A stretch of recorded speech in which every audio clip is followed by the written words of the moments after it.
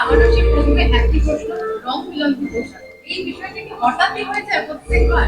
না, এবার আমরা ভেবেই রেখেছিলাম যে যখন মানে ও আমাকে যত আমার আসলে আমাদের মনের রংটা এত ড্রেসগুলো ওই পছন্দ করে কিনে দেয়, এবং আজকে যখন পড়ছিল তখন আমাকে বললো যে এইটাই তুমি পড়ো, আমি এটা করছি, তো আমরা দুজনে মিলে আসলে আমাদের মনের রংটা এত মিলে যায় না, সেই জন্য আমরা ভাবি যে কাপড়ের রংগুলো মিলিয়েই পরি, তাই না?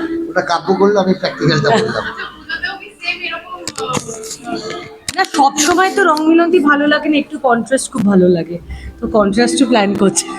আচ্ছা দেখো এখন তো সব শিখিয়ে দিচ্ছে, মাইকটা একটুখানি বেঁকে ধরেছিলে সোজা করে দিল।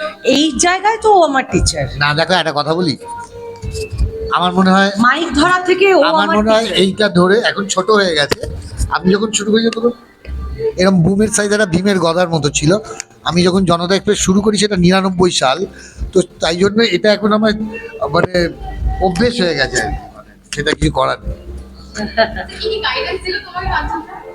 প্লিজ দুটো গাইডেন্স যদি জানতে চাই তাহলে কোনটা?